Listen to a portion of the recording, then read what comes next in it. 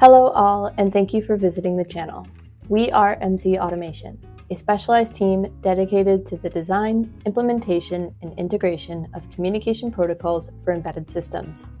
Today, we will be giving a quick introduction to the IEC61850 Server Simulator and notes on how to install it. The IEC Simulator is a user-friendly tool to simulate IEC61850 intelligent electronic devices as servers. It allows changing the values of data attributes and server parameters at runtime. After downloading, double-click on the installer for the installation to initialize.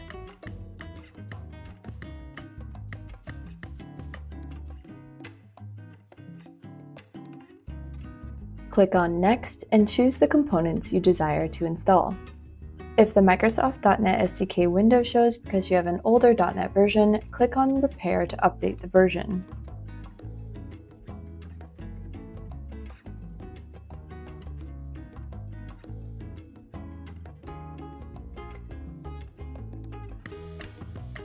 Once this process is complete, you can close the window for the installation to continue and finish the installation.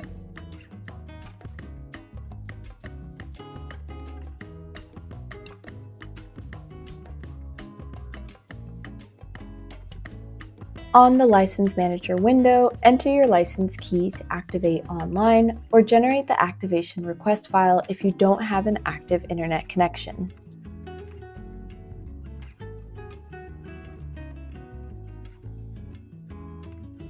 To load a file, go to the menu bar and click on File, followed by Open the CID file and select Folder to look for the document on your PC.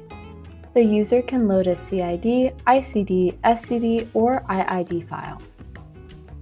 These files contain non-client intelligent electronic devices which are used to simulate server operations.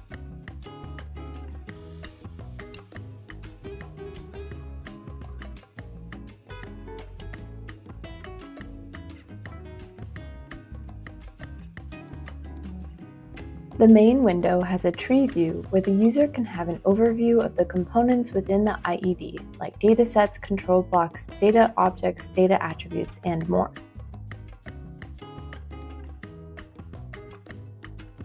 The window also contains a connection panel that displays a connection tree with all the connected clients and the subscriber report controls.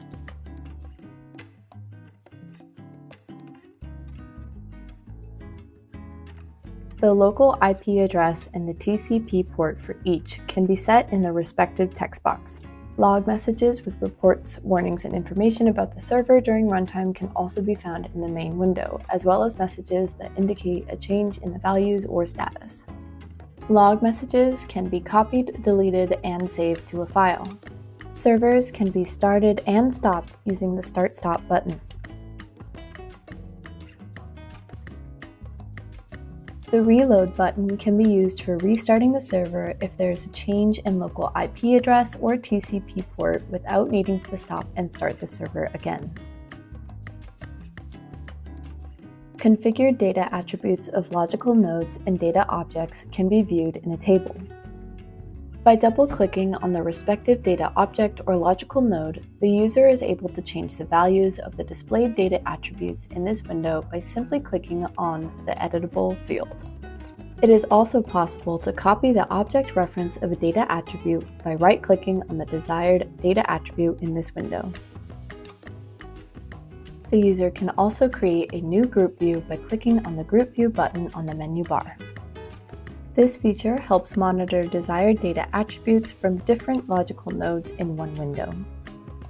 Data attributes, data objects, and logical nodes can be added to a group view by being dragged and dropped to the group view window.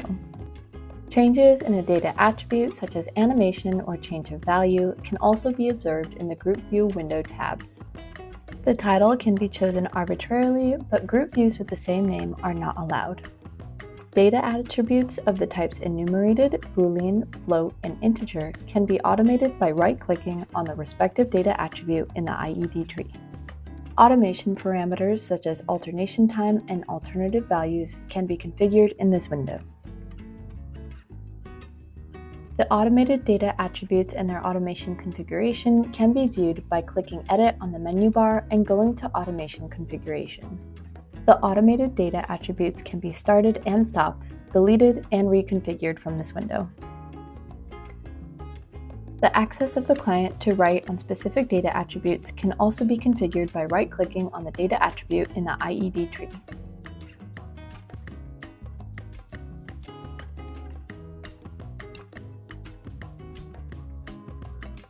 An IED server can be configured by selecting Button Server on the menu bar and clicking on Configuration. Each server will be displayed in an individual tab. We have now come to the end of this tutorial. We hope you found this information helpful. In the next videos, we will be showing some functions with more detail and advanced features of the IED simulator. For more information about our company and products, or if you would like to contact us directly, please visit our website at www.mzautomation.de.